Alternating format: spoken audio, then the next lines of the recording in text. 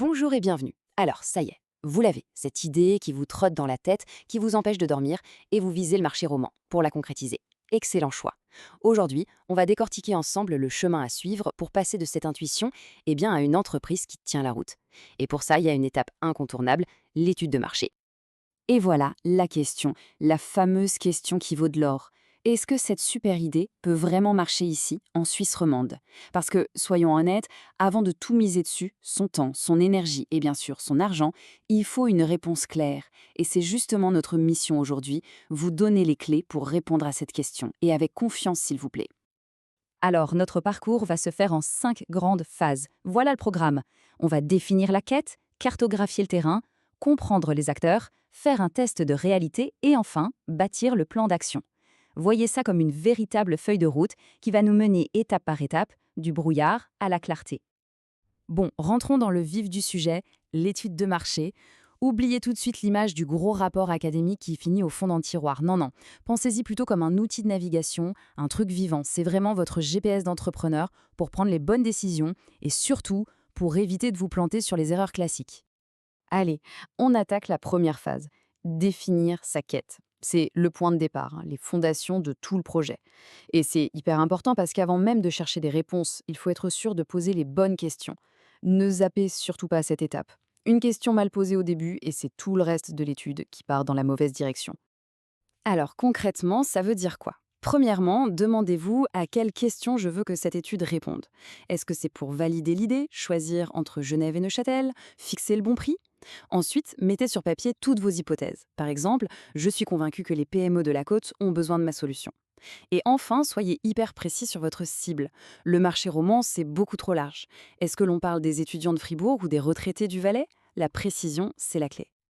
Voilà, notre mission est claire. Maintenant, on passe à la phase 2. On va cartographier le terrain. Imaginez-vous un peu comme un explorateur. On va dessiner la carte de ce nouveau monde, analyser les grandes forces en jeu et, bien sûr, repérer qui d'autre est déjà sur place. Et pour ça, il y a un super outil qui s'appelle PESTEL. C'est un acronyme qui permet de scanner tout l'environnement. Le E pour économique, le pouvoir d'achat à Genève, c'est pas le même qu'en Valais, on est d'accord.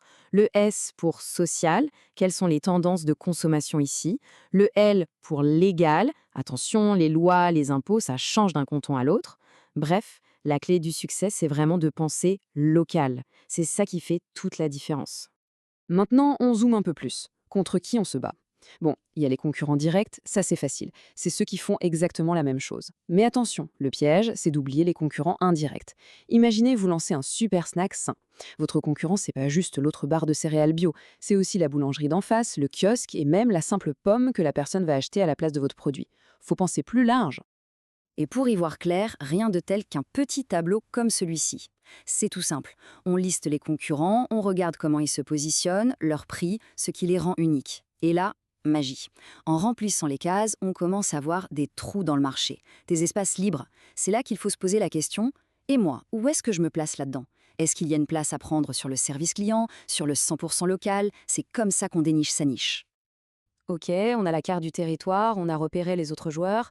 Phase 3. Maintenant, on s'intéresse aux habitants.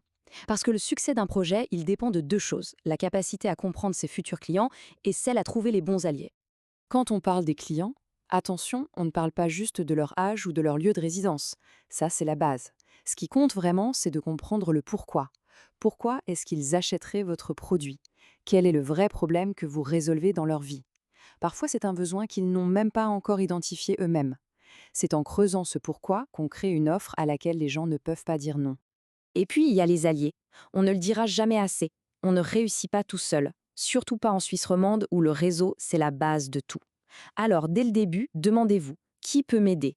Ça peut être un fournisseur fiable, un distributeur qui connaît tout le monde, ou même un incubateur comme ceux de l'EPFL Innovation Park ou du Biopôle. Ces gens-là peuvent être de vrais accélérateurs de projets. Bon, on a bien préparé le terrain, on a posé les bases théoriques, maintenant, place à l'action. On arrive à la phase 4, le test de réalité. C'est le moment de sortir du bureau, d'arrêter de supposer et d'aller confronter ses idées au monde réel. En gros, c'est l'heure de vérité.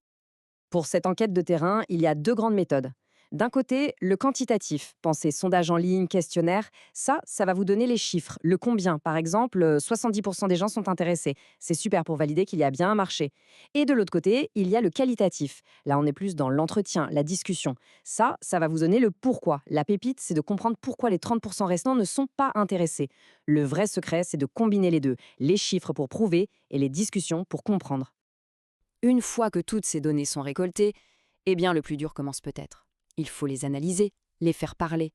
L'objectif, c'est de trouver ce qui se cache derrière les chiffres bruts. Repérer les tendances, les trucs qui reviennent tout le temps, ou au contraire la contradiction qui surprend.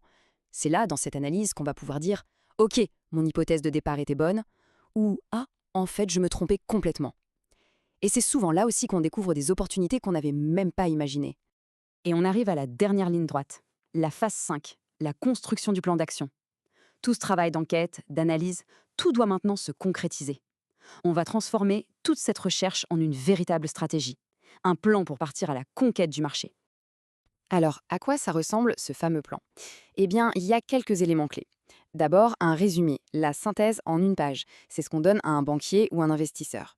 Ensuite, les résultats détaillés. Qu'est-ce qu'on a appris sur la demande, la concurrence? Puis, une conclusion claire. Go ou no go? Est-ce que le projet est viable, oui ou non? Et surtout, des recommandations. C'est votre liste de tâches pour les mois à venir. Ce n'est pas un rapport pour faire joli, c'est un outil de travail. C'est concret, c'est du solide. Je sais, tout ce processus, toutes ces phases, ça peut paraître un peu lourd. Mais au fond, l'objectif est ultra simple. Il se résume à un seul chiffre. 1.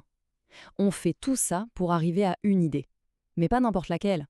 Une idée qui a été testée, validée par le marché. Une idée solide sur laquelle on peut vraiment commencer à bâtir. Et j'aime beaucoup cette citation de Peter Drucker parce qu'elle résume tout. La meilleure façon de prédire l'avenir, c'est de le créer. Une étude de marché, ça ne sert pas à lire dans une boule de cristal. Ça sert à se donner les moyens, les fondations les plus solides possibles pour créer cet avenir soi-même. Pour ne pas le subir, mais bien le construire. Alors voilà, la dernière question, c'est pour vous. L'analyse est terminée, le chemin est plus clair. Mais on le sait tous, la connaissance sans action, ça ne sert à rien du tout. Alors la question n'est pas qu'est-ce que vous ferez demain? Non, la vraie question c'est quelle est la toute première petite action que vous allez poser, là, mentement, pour commencer à construire cet avenir?